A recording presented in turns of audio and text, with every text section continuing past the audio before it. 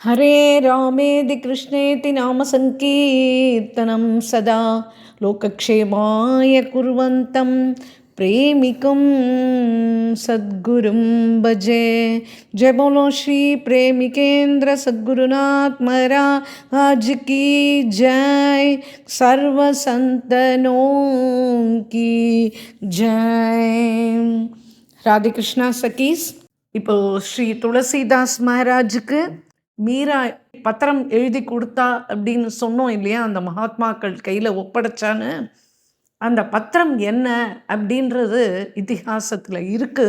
அதை நம்ம இப்போ பார்ப்போம். ஸ்வஸ்தி ஸ்ரீ துளசி குலபூஷண दूषण हरण गोसाई अब हरवू शोक समुदायी ये घर के स्वजन हमारे जेते।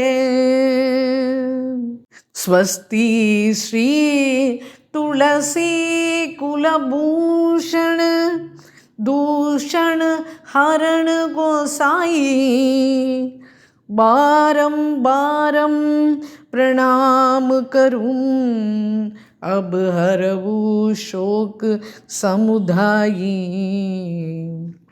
घर के स्वजन हमारे जेते बहुत उबाती पढ़ाई।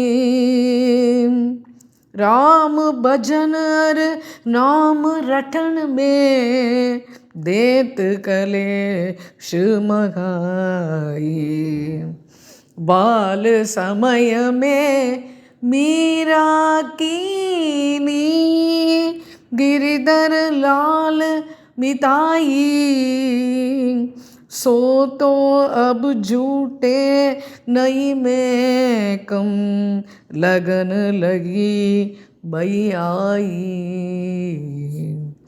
मेरे मात पिता सब तुम हो हरि भक्तन को सुखदाई। मोग का काम उचित करिबो अब यग लिखिए समझाई। மீரா பாரம்பாரம் பிரணாம் கரும் அப்படின்னு அந்த பத்திரத்தை எழுதி கொடுத்தா, அதில் நான் எங்கேயுமே வெளியில் போகிறதுக்கு இல்லை, நான் பவசாகரத்தில் இன்னும் மேலே வரும், நான் பவசாகரத்தில் விழுந்து கிடக்கிறேன், என்னால் எந்த நிர்ணயமும் எடுக்க தெரியல, என்னுடைய வாழ்க்கை நிலைமையை நான் இங்கே சுருக்கமாக எழுதியிருக்கேன். மீரா விவாகமாகி சித்தோடு வந்தேன். மேட்டாவை சேர்ந்தவ தான் இந்த மீரா.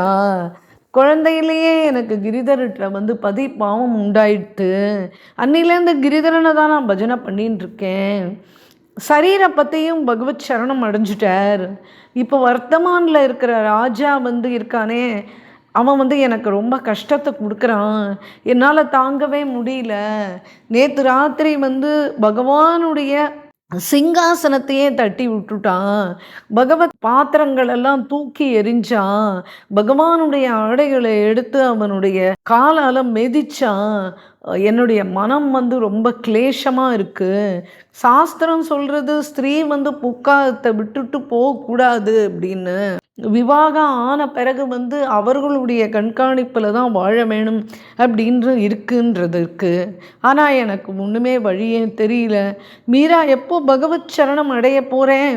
சேஷ ஜீவன் இன்னும் எவ்வளவு பாக்கி இருக்குன்னு தெரியல. நான் எங்கே போவேன்? ஸ்திரீ சுதந்திரமாக வாழக்கூடாதே. எனக்கு அதனால் எதுவுமே புரியல. நான் மேற்கொண்டு என்ன செய்யணும் அப்படின்றத, என்னால் எனக்காக சேவை செய்கிற என்னுடைய பிராண சகிகளுக்கும் கஷ்டம். இதனால் இப்படி எழுதி இந்த பதிலை எதிர்பார்க்கும் மீரா அப்படின்னு அனுப்பி வச்சா. அந்த மகாத்மாக்களும் அந்த புஷ்கர் யாத்திரையை முடிச்சுட்டு மறுபடியும் சித்திரகூட் போய் சேர்ந்தா. இப்போ கடிதத்தை அந்த துளசிதாசருடைய பாதத்தில் சமர்ப்பணம் பண்ணா. அது பார்த்தார், அடியில் மீரான்னு அஸ்தாட்சரம் இருந்தது. உடனே துளசிதாஸ் ஜி அந்த பத்திரத்தை படிச்சுட்டு முதல்ல தன் தலை மேலே வச்சுட்டார், கண்ணில் ஊத்திண்டார். மீராபாய் நம்ம சொன்னது கொஞ்சம் தான், அது ஒரு பெரிய கீர்த்தன் மாதிரி அதை வந்து எழுதியிருந்தா. அதுக்கு பதிலும் கேட்டிருந்தா. உடனே துளசிதாசரும் கீர்த்தன் மூலமாவே அதுக்கு பதில் கொடுத்து அனுப்பினார். என்ன கீர்த்தன் அப்படின்னா, வாசந்தி ராகத்துல பாடுற அந்த கீர்த்தனை, ஜாக்கே பிரியன ராம் வைதேகி தாஜியே தாகியே கோட்டி பைரிசம் பரமசனேகி தஜ்யா பிதா பிரகலாது விபீஷண பந்து பரத் மகதாரி பலி குரு தஜியோ கந்த் விரஜு வனிதன் பயே முது மங்களக்காரி அப்படின்னு இந்த பாட்டு வரும். இப்படி மகாராஜ் சொல்றார், சனாதன தர்மத்துல வந்து பிரதி ஸ்ரமத்துக்கும் பிரதி கேள்விக்கும் சமாதானம் இருக்கு, கிரந்தத்துல இருக்கு. அப்பேற்பட்ட சனாதன தர்மம் வாய்ந்தது நம்மளுடைய இந்து மதம் அப்படின்றார். இப்படி பத்திரம் வந்து துளசிதாசர் கையில் வந்தோடனே மீராவுக்கு இப்போ பதில் கிடச்சிட்டு. என்ன அப்படின்னா, துளசிதாசர் வந்து இதுக்கு பதில் கீர்த்தன் மூலமாகவே தான் கொடுத்தாருன்னு பார்த்தோம் இல்லையா. அதாவது என்ன தொல்லை வந்தாலும் சரி, நீ இஷ்ட தெய்வத்தை மட்டும் மறக்க வேண்டாம், உற்றார் உறவினரை கூட விட்டுள்ளான். பிரகலாதன் வந்து ஹிரண்யகசிபுவை விட்டான், விபீஷணன் வந்து அண்ணனை விட்டான், பரதன் வந்து தாயையே திறந்தான், கோபிகைகள் தம் குடும்பத்தையே விட்டார்கள். ஆயினும் யார் வந்து இவாளுக்கெல்லாம் தொல்லை கொடுத்தாலும் அவளுக்கு வந்து மேன்மையை தான் அவள் வந்து கொடுத்தா. நமக்கு வந்து யார் உறவினர் அப்படின்னா, நமக்கு யார் இஷ்ட தெய்வமோ அதோட பக்தாள் தான் நம்மளோட உறவினா. இப்போது கண்களில் மை தீட்டிக்கிறோம், ஆனால் அந்த தீட்டிக்கிற மையே நம்ம கண்ணை குருடாக்கும் அப்படின்னா அந்த மையை வந்து யாராவது தீட்டிப்பாளா? அப்போது யார் வந்து நமக்கு நம்முடைய தெய்வ பக்திக்கு ஊட்டம் கொடுத்து நம்மளை ஆதரிக்கிறாளோ, நம்மளுக்கு உதவுறாளோ, அந்த சாதுக்கள் வந்து நம்மளை விட வயசில் சின்னவாளாக இருந்தாலும் நம்மளை விட பெரியவாளாக இருந்தாலும் அவள் தான் நம்மளுடைய வணக்கத்துக்கே உரியவா, அவள் தான் நம்மளுடைய ஆத்ம பந்துக்கள் கூட அப்படின்னு அந்த கீர்த்தன். இதில் என்ன ஒரு விசேஷம் அப்படின்னா, அவர் வந்து என்ன நினச்சார் எழுதணும்னா, கிரிதாரியை மறக்காத அப்படின்னு தான் அவர் எழுதணும்னு நினச்சார். ஆனால் அவருக்கு அவருடைய இஷ்ட தெய்வம் வந்து ராமனும் வைதேகியும் தானே. அதனால் அவர் வந்து ராமனையும் வைதேகியும் விடாத அப்படின்னு சொல்லிட்டு அந்த கீர்த்தன் அமையிறது. ஜாக்கே பிரியன ராம வைதேகி அப்படின்னு வருது. அதனால் அந்த ராமனையும் வைதேகியும் விடாதே அப்படின்னு இப்படி பதில் பத்திரம் துளசிதாசர்கிட்டேருந்து மீராவுக்கு வந்து சேர்ந்தது. இப்போ மீரா புரிஞ்சுட்டா, நம்மளுடைய சம்சயங்கள்லாம் தீர்ந்து போயிடுத்து. ஒரு இவ்வளவு பிரதிகூலங்கள் மாறி மாறி மாறி வாழ்க்கையில் வந்தால் ஒரு பெண் தான் என்ன பண்ண முடியும்? சரி, நிச்சயம் பண்ணால் நமக்கு உபகாரம் பண்ணுற நம்மளுடைய சகிகளுக்கும் ஒரே வழி என்ன அப்படின்னா, நம்ம வாபஸ் மேட்டா தான் போய் சேர வேண்டியது அப்படின்னு மேட்டா போகணும்னு சொல்லிட்டு சகிகளை கூப்பிட்டா தீர்மானம் பண்ணியாச்சுமா, நம்ம கிளம்பி மேட்டாக்கு போகலாம். அதனால் எல்லா சாமான்கள் எல்லாத்தையும் எடுத்து கட்டி வச்சுட்டா. இதெல்லாம் சமாச்சாரம் தான் கொடுக்கறதுக்கு தான் அங்கே ஆள் இருக்காளே, நேரத்துக்கு நேரம் எல்லாம் க்ஷணத்துக்கு க்ஷணம் எல்லா சமாச்சாரமும் ஒரு ஆணாக்கு போகிறதே. அவ்வளோதான். அந்த துஷ்டர்கள்லாம் சேர்ந்துட்டு ஆனந்த தீபாவளி கொண்டாடுறா. அவளுடைய மனோரத்தம் என்னமோ அதை பகவான் நிறைவேற்றிட்டான் அப்படின்னு அவளுக்கு சந்தோஷம். இப்போது மீரா என்ன பண்ணா, ஹாண்டிபாய், ஹாண்டிராணி, குதாபாய், விஜய்வர்கியா, அப்புறம் தனாபாய் எல்லாருக்கும் முதல்ல விஷயம் சொல்லி அனுப்பிச்சா. ராணா விக்ரம் எல்லாருக்குமே. இப்போது தனாபாய் போய் நமஸ்காரம் பண்ணுறதுக்கு போகிறா. எல்லாரும் அங்கே வரா. வந்து என்னம்மா இதெல்லாம், ஏம்மா இப்படிலாம் பண்ணுற அப்படின்னு பசப்பு வார்த்தைகள்லாம் பேசுகிறா. நீலி கண்ணீர் வடிக்கிறா. தாசிகள்லாம் இப்போ தயாராகிட்டா. ஒரு சாமான் விடாமல் அத்தனையும் எடுத்து கட்டி வச்சுட்டா. மீராவும் கிரிதனை எடுத்து வச்சுட்டா. ஏன்னா அவளோட சொத்து அவன் தானே, அதனால் எடுத்து வச்சுட்டா. தனாபாயை காலில் விழுந்து நமஸ்காரம் பண்ணா, சரணங்களை பற்றிண்டா. ஏ ராஜமாதா, உங்களுடைய இந்த மருமகளுக்கு நீங்கள் விடை கொடுங்கோ, ஏதாவது தவறு நான் பண்ணியிருந்தா எல்லாத்தையும் நீங்கள் மன்னிச்சுக்கோங்கோ அப்படின்னா. ஹாண்டிபாய் தான் அங்கே வந்து உட்காந்துட்டுருக்காளே, ஹே மீரா நீ எங்கே போகிற அப்படின்னு கேட்டா. இல்லை, நான் மேட்டா போகலான் இருக்கேன். ஏன், எங்களால் உனக்கு ஏதாவது நராஜ் ஆயிடுதா, ஏதாவது உனக்கு கஷ்டமா அப்படின்னு எப்படி மேல் வார்த்தை பேசுகிற ஆண்டிபாய். செய்யறதெல்லாம் பண்ணிட்டும் இல்லை ஜெய்மல் வந்து அடிக்கடி எனக்கு கடிதம் எழுதிண்டே தான் இருக்கான். பல தடவை என்னை வர சொல்லி கூப்பிட்டான். நான் தான் பல வருஷங்களாகவே போவே இல்லை. அதனால் சரி அங்கே போயிட்டு வரலாம் அப்படின்றதுக்காக தீர்மானம் பண்ணிட்டு கிளம்புறேன் அப்படின்னா. ஆனால் திரும்பி வரதா இருந்தால் இப்படி மகளையே காலி பண்ணுற மாதிரி அத்தனை சாமானையும் கட்டி எடுத்துன்னு போக வேண்டாமே. இவ திரும்பி வரமாட்டான்றது அவளுக்கும் நல்லா தெரியும். உடனே பூதாபாயி அங்கே எழுந்து நின்னா. உடனே மீரா வந்து அவளுடைய காலில் விழுந்தா. இந்த பூதாபாய் இருக்காளே, இவளுக்கு வந்து விவாகம்லாம் ஆயாச்சு. ஈடர்கட்டுன்னு அங்கே பக்கத்தில் ஒரு ஊர், அந்த ஊரில் இருக்கிற தான் மாப்பிள்ளை. இவளுக்கு புக்ககம் வந்து ஈடர்கட்டு தான். ஆனால் ஒரு நாள் போய் புக்ககத்தில் மாமியார் மாமனாரோட இவ குடுத்தனம் பண்ண காலமே கிடையாது. விவாகமான காலத்துலேருந்து உதாபாய் வந்து இங்கே தான் இருக்கா. சித்தோட விட்டு அவன் நகரவே இல்லை. ஆனால் அவளுடைய பத்தி இருக்கார, அவர் தான் வாரத்துக்கு ஒரு தடவை 2 தடவை வந்து 4 நாள் தங்கிட்டு போவார் இங்கே. அப்படி ஊதாவை பார்த்தா ஏதாவது தவறுலாம் நிகழ்ந்திருந்தா என்னை மன்னிச்சுக்கோங்கோ அப்படின்னு அவள் காலில் விழுந்து நமஸ்காரம் பண்ணான். அப்புறம் ராணா விக்ரம் வந்து சேர்ந்தாங்க. உடனே அவனையும் பார்த்து அவனை பார்த்து 2 கையும் எடுத்து கூப்பினா. வயசில் சின்னவன் தானே அவன்.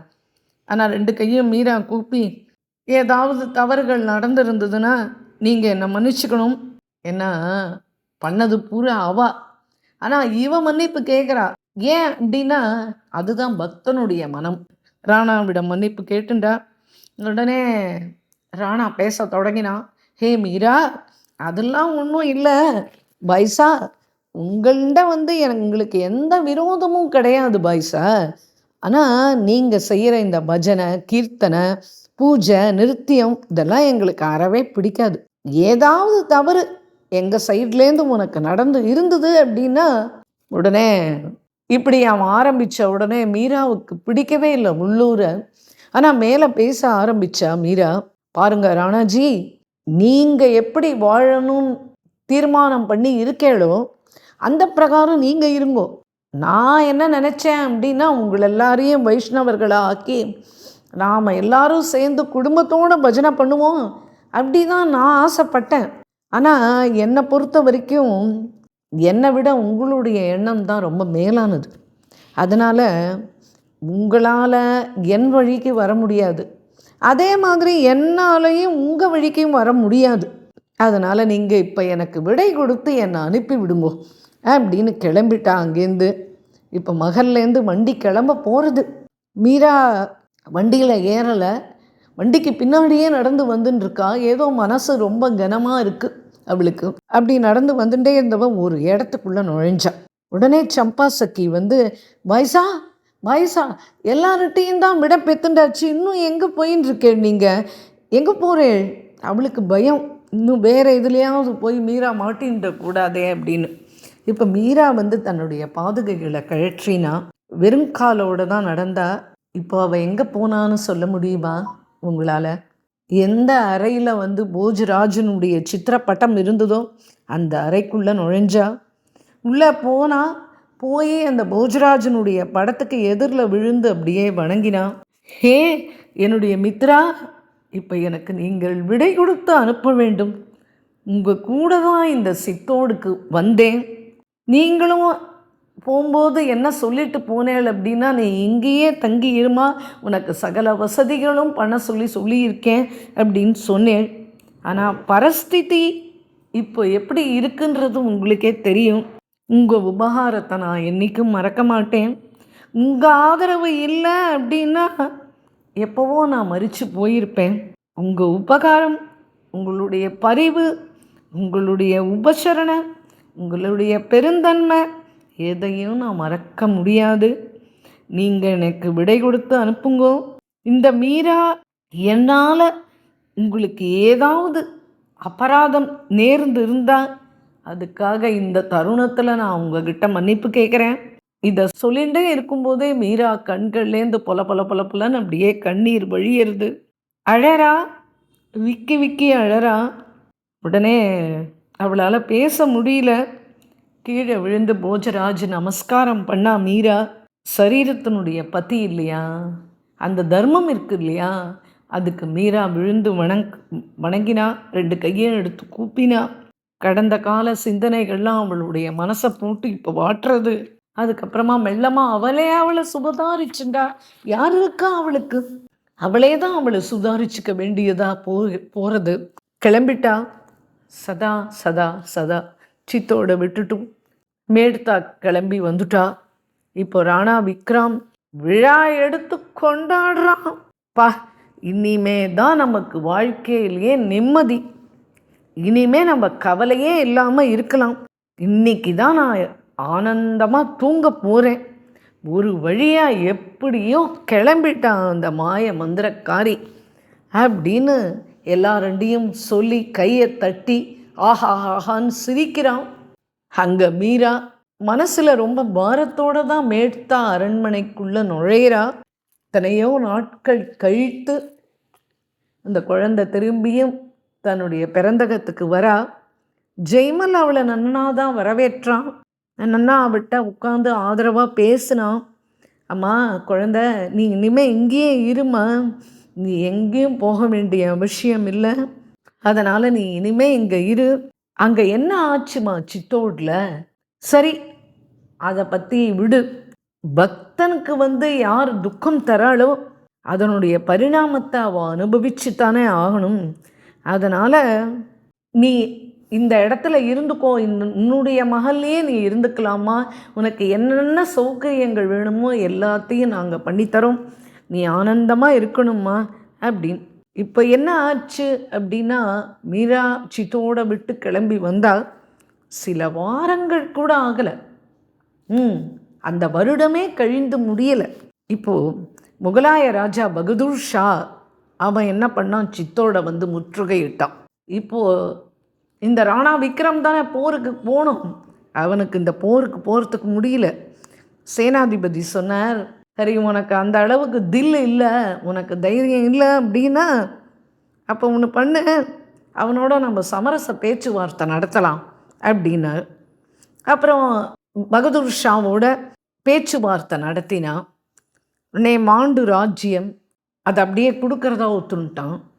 அப்புறம் ஒரு 10,000 யானை, அப்புறம் ஒரு 1000 குதிரை, அப்புறம் ஒரு 25,000 தோலா தங்கம், அப்புறம் ஜமீன்கள், தாசிகள், அப்புறம் எல்லாத்தையும் அவனுக்கு அனுப்பி வச்சு போர் நிறுத்த ஒப்பந்தம் பண்ணிண்டான். பாதுஷா இவ்வளவு தன சம்பத்திகளையும் பெற்றுண்டான். யார்கிட்டேருந்து? ராணா விக்ரம் கிட்டேருந்து. 6 மாதம்தான் வாய மூடின்னு இருந்தான். மறுபடியும் போருக்கு ஆயத்தமாகி இப்போ முற்றுகை இடுறான். உடனே ஆண்டி ராணி என்ன பண்ணா, ஐயோ என்னடா இது, நம்ம இப்போ தான் இனிமே தான் நிம்மதியாக நம்ம பையன் இருப்பான் அப்படின்னு நம்ம நினச்சோம், இப்போ என்னடானா இப்படி புதுசாக இன்னல்கள் சேர்றதே அப்படின்னு சொல்லிட்டு தன்னுடைய மகன்கிட்ட சொன்னா, பலவிதமாக எடுத்து சொன்னா, நீ போருக்கு போ, சேனாதிபதியை வச்சு நம்ம எல்லாம் சமாளிச்சுக்கலாம், நீ ராஜ வீரனாக இருக்கணும், இப்படிலாம் பண்ணக்கூடாது, அதனால் நீ போருக்கு கிளம்பு, ஆயத்தமாகும் அதுக்காக அப்படின்னு சொன்னான். ஆனால் ராணா விக்ரமோ போர் அப்படின்னு அந்த சங்கு சத்தம் கேட்ட உடனே அப்படியே வேர்த்து விறுவிறுத்து போயிடுறான். உடனே பின் வாங்குறான், என்னால் முடியல அப்படின்றான். மகனுடைய அந்த கோழத்தனத்தை பார்த்தா ஆண்டி ராணி, இவன் போருக்கே லாய்க்கு இல்லை அப்படின்னு சொல்லிட்டு இப்போ என்ன பண்ணால் ஹுமாயூன் காலில் போய் விழலாம் அப்படின்னு நினச்சிட்டு அவனுக்கு ராக்கி அனுப்பி வச்சா இந்த ஆண்டி ராணி. ஹுமாயூன் யார் தெரியும் இல்லையா, பாபருடைய பையன் தானே ஹுமாயூன், அவனுக்கு அனுப்பி வச்சா. ஹுமாயூனுக்கு இப்போ ராக்கி கையில் கிடச்ச உடனே மந்திரிகளை கூப்பிட்டான் ஹுமாயூன். இதெல்லாம் என்ன அப்படின்னு கேட்டான். உடனே மந்திரிகள் சொன்னால், இது இந்துக்களுடைய பழக்கம், ஒரு சகோதரி சகோதரனுக்கு அனுப்புறது தான் இந்த ரக்ஷா பந்தன். இந்த ராக்கி கையில் கிடச்சா உடனே அவளை நம்ம சகோதரியாக ஏற்றுக்கணும், அவளுக்கு நம்ம பல வெகுமானங்கள்லாம் கொடுக்கணும், அவளை கௌரவிக்கணும், அதுதான் இந்த ராக்கி. அவனே ராணா சாங் யார் இது அப்படின்னு கேட்டவுடனே, இந்த ராணா சாங் அவனுடைய பத்னி தான் இந்த ஆண்டி ராணி. அவள் தான் உங்கள்கிட்ட சகோதர உறவு பாராட்டி சகாயம் கேட்குறா போல இருக்கு. உடனே ஹுமாயூன் சொன்னான், அச்சா அப்போ நான் என்ன பண்ணணும்? சரி, ஹுமாயூன் நம்ம போய் பார்க்கலாம் அப்படின்னு சொல்லிட்டு அவன் கிளம்பி அங்கேருந்து குவாலியர் வரைக்கும் வந்துட்டான். இப்போது பகதூர் ஷாக்கு இந்த சமாச்சாரம் போச்சு. என்ன அப்படின்னா, ராணா விக்ரம் ஹுமாயூனுடைய உதவியை நாடுறான் அப்படின்றது இந்த பகதூர் ஷாக்கு போச்சு. ஹுமாயூன் வந்து சித்தோடுக்காக பறிஞ்சுட்டு வரப்போகிறான் அப்படின்ற விஷயம் அவனுடைய காதுக்கு கிடைச்ச உடனே, பாம்புக்கு எவ்வளவோ பால் வாத்தாலும் அதனுடைய குணம் வந்து அதனுடைய விஷம் மாறாது இல்லையா? அப்படி இப்போது ஹுமாயூன் என்ன பண்ணா, அப்படியா செய்தி, நீ அங்கே உதவிக்கு போறியா அப்படின்னு இப்போது ஹுமாயூனுக்கு பகதூர் ஷா வந்து பத்திரம் அனுப்பி வைக்கிறார். என்ன அப்படின்னா, ஹுமாயூன், முகல் வந்து முகலோட யுத்தம் பண்ணுறத, இது என்ன அர்த்தம்? சரி, ஆனால் நான் ஒரு விஷயம் மட்டும் உனக்கு தெளிவுபடுத்துகிறேன். நான் ஜிகாத்துலேருந்து விலகிக்கிறேன். நீ வந்து ராஜபுத்திரர்களை காப்பாற்றணும்னு நீ அவளுக்கு சப்போர்ட் பண்ணிட்டு நீ என்னுடைய போருக்கு வருவ அப்படின்னா அது நாய்களுக்கு உபகாரம் பண்ணுற மாதிரி தான். அதனால் நான் வந்து ஜிகாத்துலேருந்து விலகிக்கிறேன் அப்படின்னு அவன் வந்து பத்திரம் எழுதி ஹுமாயூனுக்கு அனுப்பிச்ச உடனே பகதூர் ஷா இப்போ ஹுமாயூன் என்ன பண்ணிட்டான், அப்படியே நின்று போயிட்டான். இப்போது இவாளுக்கு உபகாரம் பண்ணுறதுலேருந்து விலகிக்கிறான் ஹுமாயூன். இது ஒரு இடி மாதிரி வந்துடுத்து ராணா விக்ரமுக்கு. ஜிகாத் அப்படின்னா என்ன அப்படின்னா அது ஒரு பெரிய விஷயம். ஆனால் நாம் அவசியம் சரித்திரத்தை தெரிஞ்சுட்டே ஆகணும். எப்பேற்பட்ட துரோகங்கள்லாம் பண்ணியிருக்கா இந்து சமுதாயத்துக்கு அப்படின்றத. என்ன அப்படின்னா, உலகத்தில் வந்து ஒரு ஹிந்துவை கூட விட்டே வைக்கக்கூடாது. பூணுங்களை அணிஞ்சின்றவன், கோ சம்ரக்ஷணம் பண்ணுறவன், அப்புறம் மூர்த்தி வழிபாடு பண்ணுறவன், அப்புறம் கங்கா ஸ்நானம் பண்ணுறவன், அப்புறம் சதா வேதம் சொல்கிறவன், மூர்த்தி வழிபாடு இப்போ ஏற்பட்ட இந்துக்களை வாழவே விடக்கூடாது. மேலும் இந்த ஜிகாத்தில் முக்கியமான குறிக்கோள் என்ன அப்படின்னா, அது வந்து இந்து புருஷர்களை மட்டும்தான் சமாப்தி பண்ணிடணும். ஸ்திரீகளை வந்து கொல்லவே கூடாது. இந்து ஸ்திரீகள் மேலே கை வைக்கக்கூடாது. ஏன்னா இந்த புருஷர்களை சமாப்தி பண்ணிட்டு அந்த இந்து ஸ்திரீகளை வந்து இவா வந்து பத்தினிகளாக ஆக்கிக்கணும். அப்புறம் அதுலேயும் இந்து பெண்கள் அப்படின்றதுல பிராமண பெண்கள் வந்து அவளுக்கு ரொம்ப குறி, அதில் ரொம்ப அதிகம். என்ன அவளுடைய நோக்கம் அப்படின்னா, இந்த ஹிந்து பெண்கள் வந்து பலவானாகவும் ரொம்ப கூர்மையான புத்தி உடையவனாகவும் உள்ள இந்த சந்ததிகளை உருவாக்குறது இந்த பெண்கள் தான். அப்போது ஆடு மந்தைகள் மாதிரி, அதாவது என்ன அப்படின்னா, ஒரு முஸ்லீமுக்கும் ஆட்டு மந்தைகள் மாதிரி பத்தினிகள் வேணும். அவர்கள் மூலமாக சந்ததியை உருவாக்கி இந்த முஸ்லீம் ஜனத்தொகையை பெருக்கணும்.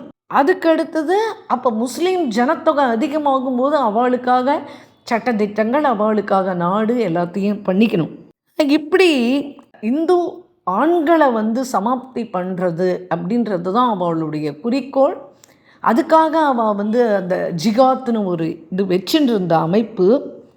இப்போ நான் அதுலேருந்து வெளியில் வந்துக்கிறேன் அப்படின்னு சொல்லிட்டு சொன்ன உடனே இப்போ ஹுமாயூன் வந்து இவாளுக்கு ராஜபுத்திரர்களுக்கு உதவி பண்ணுறத நிறுத்திண்டு பின்வாங்கிட்டான். இப்போது ராணா விக்ரமுக்கு ஹுமாயூன் உதவி பண்ணலை, வேறு யாருடைய சகாயமும் ஏற்படலை. இதனால் போர் ஏற்பட்டது. இதில் ஆயிரக்கணக்கான ராஜபுத்திர வீரர்கள் வந்து அதில் மரணம் அடைஞ்சார். உடனே அன்றைய தினமே மறுநாளே அவள் பிளான் போட்டுட்டா, மறுநாளைக்கு அத்தனை ராஜபுத்திரர்களுடைய மனைவிகளையும் கடத்திண்டு வந்துவிடணும் அப்படின்ட்டு. உடனே இவா என்ன பண்ணா, ராஜபுத்திரர்களுடைய பத்னிகள், சின்ன சின்ன கை குழந்தைகள், வளர்ந்த குழந்தைகள், கல்யாணம் பண்ணி கொடுக்க வேண்டிய குழந்தைகள், இப்படி பலவிதமான குடும்பத்தில் இருக்கா. ஆனால் அந்த பத்னிகள் அத்தனை பேரும் என்ன தெரியுமா பண்ணா, கேட்கும்போதே அப்படியே வைத்த கலக்கிறது. ஒரு பெரிய தலாப், அதாவது ஒரு பெரிய குளம் மாதிரி ஒன்று வெட்டி அதில் வந்து சந்தனக்கட்டை, மாமரக்கட்டை எல்லாம் போட்டு, அகில் அதெல்லாம் அதில் போட்டு, அதில் அக்னி உண்டாக்கி, அதில் ஏகப்பட்ட சௌபாகிய திரவியங்கள், கற்பூரங்கள், வாசன திரவியங்கள் எல்லாம் சேர்ந்து அப்படியே அது திகு திகு திகு திகுன்னு ஒரு 6 அடி உயரத்துக்கு அந்த அக்னி எழும்பணும். அந்த அளவுக்கு அதை மூட்டி டின்னா அதில் நெய்யை கொட்டி இந்த ராஜபுத் குடும்பத்தை சேர்ந்த அத்தனை கணவன்களை இழந்த அந்த பத்தினிகள், அவளுக்கு ஒரு பக்கம் குழந்தை குட்டிகளை எல்லாரையும் விட்டுட்டு போகிறோமேன்ற மனக்கவலை, ஒரு பக்கம் கணவனை எழுந்து விட்ட மன துயரம், எப்படி இருந்திருக்கும் அவளுடைய மனநிலைமை அன்றைக்கு. அப்போது என்ன பண்ணுவா, இந்த கிட்டத்தட்ட 35,000 பெண்கள் அப்படின்ற ஒரே நேரத்தில் அவள் அத்தனை பேருக்கும் முஸ்லீம்களுடைய கைக்கு மறுநாள் போக வேண்டியது. போரில் தோல்வி அப்படின்னு கேட்டாலும் என்னவோ உடனே அத்தனை பேரும் மஞ்ச தேய்ச்சி குளிச்சா, அழகாக தன்னை சௌபாகிய திரவியங்கள்னால் அலங்கரிச்சுண்டா, கை நிறைய வளையல்கள் எல்லா மங்கள திரவியங்களையும் போட்டுண்டா, நகைகளை எடுத்து போட்டுண்டா, பட்டு கட்டிண்டா, எல்லாரும் தலை நிறைய பூ வச்சுண்டா. அத்தனை பேரும் மருதாணி கை நிறைய இட்டுண்டு அந்த தீயில குதிச்சு அவளோட உயிரை அன்றைய இரவே மாய்ச்சுண்டா. சின்ன சின்ன குழந்தைகளெல்லாம் விட்டுட்டு அப்படி ஒரு தியாகம், அப்படி ஒரு சம கால சந்தித்த காலம் அது. இப்போது இந்த மீரா வாழ்ந்த காலத்தில் இதுக்கப்புறம் வந்த அந்த அரசாங்கம் முஸ்லீம்களுக்கு ஆதரவாக இருந்த நம்முடைய அரசாங்கம், சுதந்திரத்துக்கு பின்னாடி முதல்ல ஃபார்ம் ஆன அரசாங்கம், இந்த அரசாங்கம் இதை எதையுமே சரித்திர பாடத்தில் எடுத்துட்டே வரலை. என்ன அப்படின்னா பூரா மூளை செலவை தான் பிரெயின் வாஷ் பண்ணிட்டா. அதுக்கு காரணம் அன்றைய தின ஆட்சி பொறுப்பாளர்கள் தான், இந்து துரோகிகள். ஆனால் இப்போது கம்ப்யூட்டர் உலகம், புரட்சி திட்டங்கள் என்னென்னமோ சொல்கிறான். ஆனால் இதெல்லாம் ஏன் இருட்டடிப்பு பண்ணப்பட்டது? இதை கேட்குறார்கள் சந்துக்கள். ஏன் இதெல்லாம் இருட்டடிப்பு பண்ணப்பட்டது? மூர்க்கர்கள் முஸ்லீம்கள். ஆனால் இன்றைக்கும் பார்த்தேள் அப்படின்னா வடநாட்டில் இருக்கிற பிரதி உபன்யாச கர்த்தாக்கள் இதை இன்றைக்கும் உறக்க எடுத்து பேசுகிறா, தைரியமாக பேசுகிறா.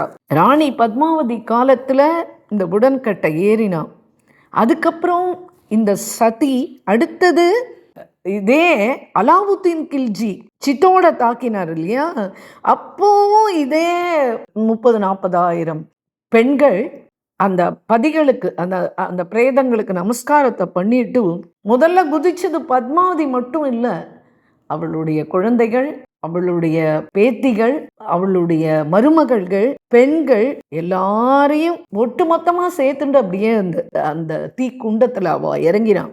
உடன்கட்டை ஏறினா, அதுதான் அது ஆக்சுவல் வேர்டு இங்கே நம்ம யூஸ் பண்ண வேண்டியது, உடன்கட்டை ஏறினா.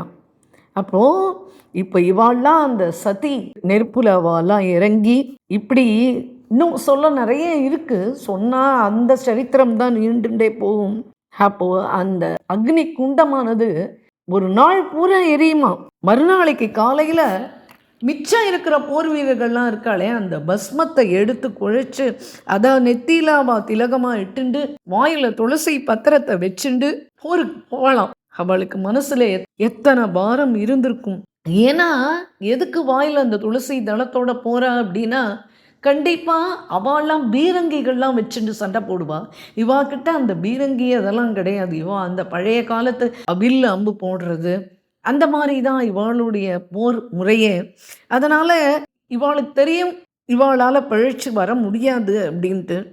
ஆனால் போகும்போது கண்டி துளசி மாலை கழுத்துலேயும், வாயில் துளசி பத்திரமும், மனசில் கோவிந்த நாமத்தையும் வச்சுண்டு நாட்டுக்காக அப்படி போர் பண்ணி அப்படி அவள் தியாகம் பண்ணியிருக்கா. உண்மையான தியாகம் அதுதான். ஆனால் இந்த உண்மையான இதிகாச உண்மைகள்லாம் இப்போ எங்கே கிடைக்கிறது? இந்த இப்போ இருக்கிற ஜெனரேஷனுக்கு இதை பற்றிலாம் என்ன நாலேஜ் இருக்குது? அவளுக்கு என்ன தெரியும்? அதனால் ஆனால் நம்மளுடைய கடமை என்ன அப்படின்னா, உண்மையான இதிகாசம் நம்மளுக்கு கிடைக்கணும். இந்த பொய்யா ஜோடிச்சா அந்த சரித்திர பாடங்கள்லாம் நீக்கப்படணும். அதுக்காக இன்றைய வரைக்கும் அந்த மகான்கள்லாம் போராடின்னு தான் இருக்கா. இது அடுத்த ஜெனரேஷன் வரைக்கும் போல அப்படின்னா, ஒரு புரட்சி ஏற்படலை அப்படின்னா திக்காரம் திக்காரம் திக்காரம். இப்போது இன்னொன்று என்ன அப்படின்னா, இங்கே இத்தனை ராஜபுத்து வீரர்கள் மடிஞ்ச உடனே ஆண்டிபாய், மூதாபாய், இன்னும் மற்ற அரச குமாரிகள், ராஜபுத்து வீரர்கள், அவளுடைய மனைவிகள் எல்லாருமே உடன்கட்டை ஏறிடுறா. பெரிய குண்டம் வெட்டப்படுறது, அக்னி மூட்டப்படுறது. ஆனால் எல்லாரும் அதில் சதிகளாக பிராணத்தை விடுறா. அப்போது 13,000 ஸ்திரீகள் அப்படின்னு சொல்கிறா கணக்கில். உடனே இந்த முஸ்லீம் படைகள் மறுநாள் காலையில் இதை பார்த்த உடனே கொதிச்சு எழுந்து என்ன பண்ணா அடுத்தது அப்படின்னா, மூர்க்கர்கள் அவளால் வேறு என்ன பண்ண முடியும்? உடனே எல்லாருடைய வீட்டுக்குள்ளேயும் புகுந்தா, பெண்கள் இல்லைன்னா உடனே ஆண்களை வெட்டினா, அங்கே இருக்கிற பாத்திரங்கள், பண்டங்கள், அங்கே இருக்கிற விலை உயர்ந்த சாமான்கள் எல்லாத்தையும் எடுத்துண்டா, கோயில்களை இடித்து அவளுடைய கோபத்தை தணிச்சுண்டா. அப்புறம் கையில் வேற எந்த பெண்கள் கிடைச்சாலோ இந்து பெண்கள் எல்லாரையும் கற்பழிச்சா, கோஹத்தி பண்ணா. பெரிய அளவில் பசுமாடுகள் அந்த டைம் கொல்லப்பட்டதாம். அப்போது ராணா விக்ரமுக்கு ஒரு தம்பி உண்டு. அவனுடைய பேர் பிருத்திவிராஜ். ஆனால் இந்த பிருத்திவிராஜ் என்ன அப்படின்னா, ராஜமாதாவனுடைய புத்திரன் கிடையாது. அவன் ஒரு தாசிக்கு பிறந்தவன். அந்த பிருத்திவிராஜ் அவன் ரொம்ப திறமசாலி. இப்போது இவாளெல்லாம் சமாப்தி பண்ணிட்டான் இல்லையா ராணா விக்ரம். மீரா கிளம்பினாட்டு ரொம்ப நன்னா ஆஹா ஓஹோன்னு இருக்கலாம் அப்படின்னு விழா எடுத்து கொண்டாடினா, ஆனால் வேறு விதமாக முடிஞ்சிடுது. இந்த சகாப்தமே முடிஞ்சிடுது. இப்போ என்ன ஆச்சு அப்படின்னா, இந்த பிருத்திவிராஜ் தாசியோட புத்திரன் தான். அவனுடைய நண்பன் ஒரு பன்வீர்னு ஒருத்தன். அவன் பாதுஷாவை போய் ரகசியமாக சந்தித்தான்.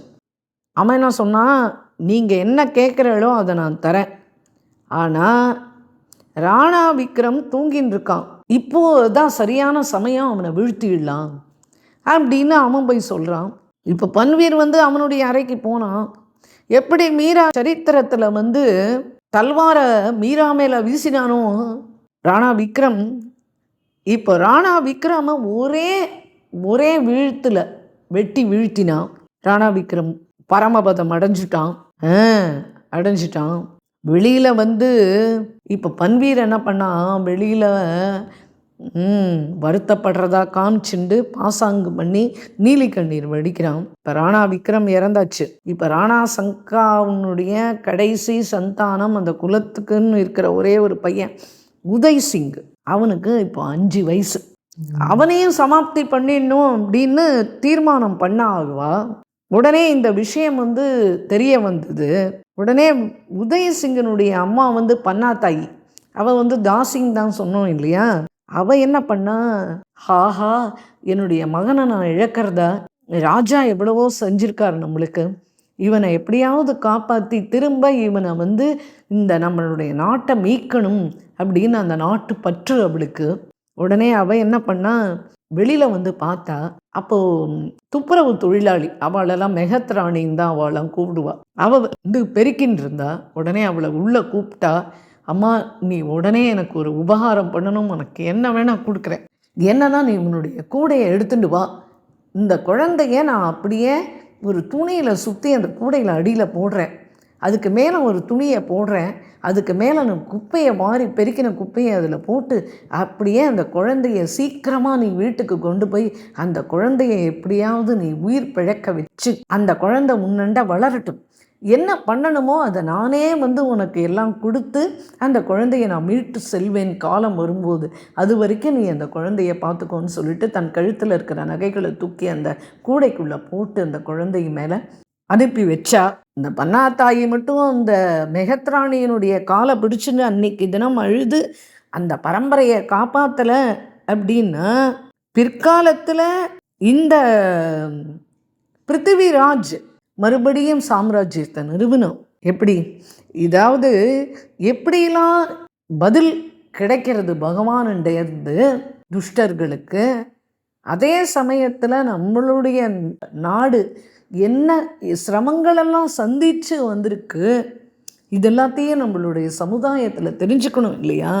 அப்போது மெகத்ராணி ரொம்ப அழகாக காப்பாற்றின்னு வந்துட்டுருக்கா. இப்போது இந்த தாசிக்கு இன்னொரு பையன் உண்டு, அவனுடைய பேர் வந்து சந்தன். இப்போ என்ன பண்ணா தெரியுமா, அந்த குழந்தைய இந்த இடத்துல படுக்க வச்சுட்டான். அதாவது ராஜாவுக்கு பிறந்தது தான் இந்த பிருத்திவிராஜ், ஆனால் இந்த தாசிக்கு வேற கணவனிடத்தில் பிறந்தது தான் இந்த சந்தன் அப்படின்ற அந்த பையன். அவனை அந்த இடத்துல படுக்க வச்சுட்டா. இப்போ அந்த துஷ்டன் பன்வீர் என்ன பண்ணா, நேராக உள்ளே வந்தான். எங்கே உதய் சிங் அப்படின்னா, இதோ படுத்துன்னு இருக்கானே, தூங்கின்னு இருக்கான். உதய் சிங்கனுடைய ஆடைகள் எல்லாத்தையும் தான் அந்த சந்தனுக்கு அணிவிச்சு, அவனு உதய் சிங் விளையாடுற பொம்மையெல்லாம் வச்சு உதய் சிங்கனுடைய தொட்டிலேயே தான் படுக்க வச்சுருக்கா. அதனால் அவன் என்ன நினச்சான், சரி இதுதான் உதய் சிங்கன்னு நினச்சி அவனை வாழால் ஒரு வெட்டிட்டு இந்த சந்தனை அவன் கிளம்பி போயிட்டான் பன்வீர். இப்போ என்ன ஆச்சு அப்படின்னா, பன்னா தாய் அந்த அந்த இறந்து போன குழந்தைய எடுத்து மடி மேலே வச்சுட்டு அலறி அழுதா. அப்புறம் அவளுக்கு தோணித்து, இப்போ வெளியில் வந்து நம்ம பேர் சொல்லி அழுதோம் அப்படின்னா பன்வீருக்கு வந்து உண்மையான சமாச்சாரம் போய் சேர்ந்துடும். அதனால் மடிஞ்சது வந்து சந்தன் அப்படின்னு தெரிஞ்சிடும். அப்போ உதய் சிங் எங்கன்னு திரும்பி வந்து அவன் என்னை வந்து ஷமப்படுத்துவான். அதனால் எப்பேற்பட்ட துக்கமாக இருந்தாலும் எல்லாத்தையும் நம்ம முழுங்குவோம் அப்படின்னு சொல்லிட்டு கொஞ்சம் அங்கே இருக்கிற கட்டைகளை எடுத்து தானே எரித்து தன் கையாலேயே அந்திம சம்ஸ்காரம் அந்த சந்தனுக்கு பண்ணான் தன் குழந்தைக்கு. அதுக்கப்புறம் கொஞ்ச நாள் கழித்து அந்த மெஹத்ராணியினுடைய வீட்டுக்கு போனால் அர்த்தராத்திரி தனியாக முக்காடு இட்டுண்டு அவள் போய் அவளுடைய வீட்டு கதவை தட்டினா பண்ணா. உடனே எங்கே என் குழந்தை, அவள் கதவை திறந்துன்னு வந்தா, எங்கே என் குழந்தை அப்படின்னு கேட்டா. பையனை எடுத்துன்னு வந்து காண்பிச்சா. உடனே அந்த குழந்தைய வாரி அணைச்சி முத்தமிட்டு அந்த தாய், என்ன புத்திர சோகம் இருந்திருக்கும், என்ன ஆனாலும் நம்ம பையன் அங்கே அப்படின்னு எத்தனை தவிச்சிருப்பா.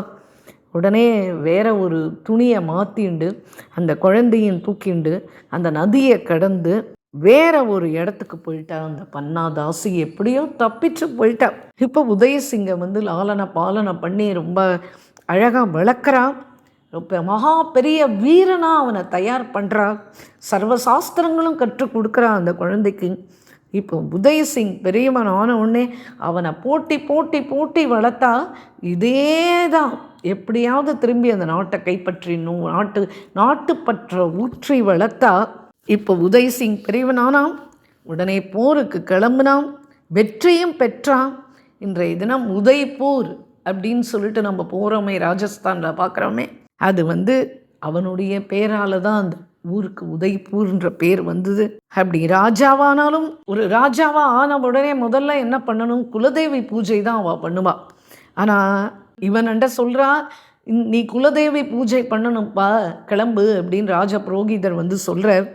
உடனே அவள் சொன்னா, குலதேவிலாம் இல்லை, நான் பன்னா தாசிக்கு தான் பூஜை பண்ணுவேன் அப்படின்னு சொல்லிட்டு அவளுடைய சரணத்தை தான் பூஜித்தான்.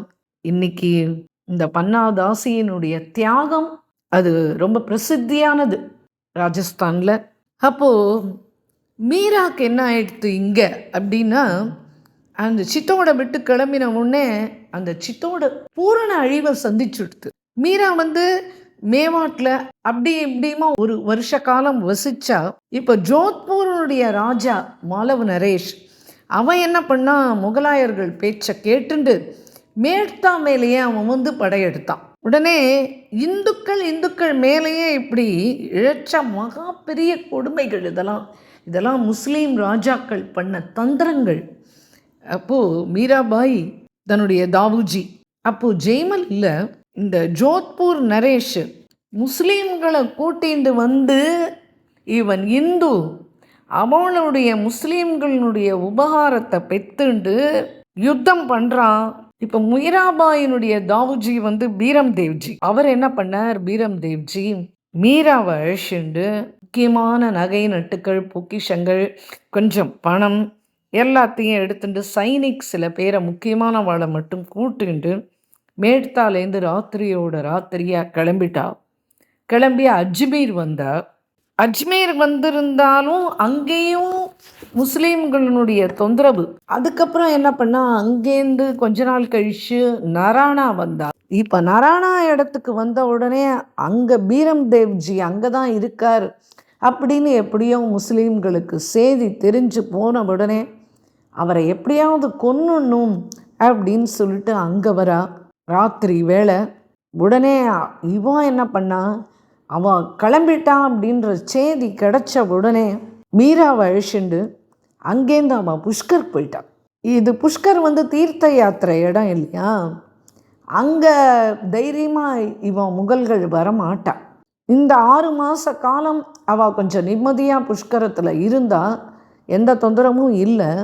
இன்றைக்கும் புஷ்கரம் போனால் அங்கே மீராபாய் இருந்து பஜனை பண்ண அந்த ஸ்தலம் இருக்குது. இன்றைக்கி போனாலும் பார்க்கலாம். கடைசியில் என்ன ஆச்சு அப்படின்னா, இங்கே தான் இருக்கான் பீரம் தேவ்ஜின்றது அவளுக்கு தெரிஞ்ச உடனே அவள் படைகளை கொண்டு நிறுத்திட்டான். உடனே பீரம் தேவ்ஜி மீராட்ட சொன்னார், பேட்டி மீரா, நம்ம இங்கேருந்தும் கிளம்ப வேண்டியது தாம்மா. உடனே மீரா கேட்டா, தாவுஜி நம்ம எங்கே போகிறது இனிமே? எத்தனை இடம் மாறி மாறி வந்தாச்சு, என்ன இப்படி ஒரு கஷ்டம் நம்மளை வாட்டுறதே, இந்த முகலாயர்கள் நம்மளை விட்டு வைக்க மாட்டா போல இருக்கே அப்படின்னு மீரா கதறா. நம்ம எங்கே போகிறது இனிமே அப்படின்னு. உடனே தாவுஜி சொன்னால், அதுதாம்மா தெரியல, பிராணன் இருக்கிற வரைக்கும் அதை ரட்சிக்கணும், எங்கேயாவது போய் ஓடி ஒழிய வேண்டியது தாம்மா. நம்மளண்டையோ இப்போ எந்த பலமும் இல்லை, நேருக்கு நேர் நம்ம பார்த்துட்டோம் முஸ்லீம்களை அப்படின்னா போர் செய்ய வேண்டியது தான். சேனாதிபதி என்னமோ கூட தான் இருக்கா, ஆனால் இந்த எண்ணிக்கை வீரர்கள்லாம் அவள் 10 நிமிஷத்தில் காலி பண்ணிடுவாமா அவளுடைய பீரங்கிகளை வச்சுண்டு.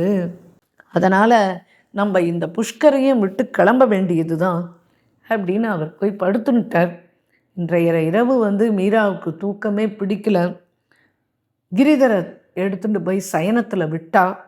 அப்போ கிரிதர் கிட்ட சொன்னா, तारे कारण सब जग जाया, अभी क्यों मोरी तज चावो, बिरग लागी उरयंतर सो तुम आना बुझावो, तुम बिन मेरो कोई नहीं है, तुम बिन मेरो कोई नहीं है, ये हरि ये हरि ये हरि ये हरि, क्यों नगी मुझे निकट बुलावो, मीरा दासी जन्म जन्म की, अंग से अंग लावो, तारे कारण सब जग जाओ அப்படின்னு கீர்த்தன் பாடினா கண்லேருந்து தார தாரையாக தண்ணீர் போகிறது. உனக்காக நான் எவ்வளவு இடம் மாறி மாறி வந்துட்டுருக்கேன், உன்னையும் தூக்கிண்டு. மீரா தலையில் இன்னும் என்னெல்லாம் எழுதியிருக்கு, என்ன பாக்கி இருக்குது நான் அனுபவிக்கிறதுக்கு, நான் எங்கே போவேன் எனக்கு வழி தெரியலையே, முன்னையே அழிச்சுண்டு வந்துட்டேன், ஆனால் உனக்கும் சரியான ஆகாரம் கொடுக்க முடியல அப்படின்னு அழுதுண்டே அப்படியே அவனுடைய சரணத்தை பற்றிண்டு அன்றைய தினம் மீரா தூங்கிட்டா. அன்றைக்கு இரவு கிரிதரன் சொப்னம் கொடுக்குறார். சொப்னம் கொடுத்தார். என்றைக்குமே கிரிதர் மதுரமாக தான் இவளோட பேசுவான், மதுரமாக தான் இவளுக்கு காட்சியும் கொடுப்பான். ஆனால் இன்னைக்கு வரும்போதே ரொம்ப கோபமாக வந்துட்டான். உடனே மீரா பார்த்தா அவனுடைய கோபத்தை, கிரிதர் நீ கூட கோபப்படுவியாப்பா, என்னண்ட யார் நராஜா இருந்தாலும் என்னை யார் கோபிச்சுட்டாலும் நான் சகிச்சுப்பேன்ப்பா, ஆனால் நீ நராஜானா என்னால் சகிக்க முடியாது. கிரிதர் கிரிதர் ஏன் என் மேலே உனக்கு இவ்வளவு கோபம், என்ன அபராதம் நடந்தது, நீ சொன்னாதானே எனக்கு தெரியும் அப்படின்னு ரொம்ப வேண்டிக்கிறா மீரா. பல தடவை கெஞ்சரா. அப்போ பகவான் சொன்னா, மீரா நான் உன்னுடைய விஷயத்தில் ரொம்ப துக்கமாக இருக்கேன். உடனே மீரா கேட்டா, அரே கிரிதர் உனக்கு என்னண்ட துக்கமா, ராப்பகல் நான் உனக்காக பஜனை பண்ணுறேன், ராப்பகல் உன் நினைவாகவே இருக்கேன், உனக்காகவே வாழறேன், என்னண்ட உனக்கு என்ன துக்கம், என்ன ஆச்சு நீ சொன்னாதான் எனக்கு தெரியும்ப்பா அப்படின்னா உடனே பகவான் சொன்னான், மீரா நீ சித்தோட விட்டு மேட்டா வந்த, மேட்டாவை விட்டு அஜ்மீர் வந்த, அஜ்மீரை விட்டு நராணா வந்த, நராணாலேருந்து புஷ்கர் வந்த. ஆனால் அரே மீரா, உனக்கு இது வரைக்கும் என் பிருந்தாவனம் உனக்கு நினைவுக்கு வரல இல்லையா? இவ்வளவு நாளாக அங்கங்கே சுற்றின்னு இருக்கேன், பிருந்தாவனம் வரணும்னு உனக்கு தோணலையா அப்படின்னு கேட்டான் பகவான்.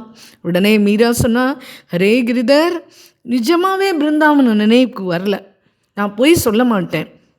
சரி இப்போ சொல்லு, நான் என்ன பண்ணணுன்றதை நீ சொல்லு அப்படின்னு உடனே பகவான் சொன்னான், இது ஒரு கேள்வியாக நீ என்னட்ட கேட்கணுமா மீரா அப்படின்னு கேட்டுட்டே வந்துடுதான் நம்ம ஐட்டம். மேற்கொண்டு என்ன நடந்தது அப்படின்றத அடுத்த எபிசோடில் பார்ப்போம்.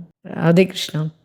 ஜெய் போலோ ஸ்ரீ பிரேமிகேந்திர சத்குருநாத் महाराज की जय, सर्व संतनों की जय, मीरा मैया की जय, गिरिधर लाल की जय. राधे कृष्णा.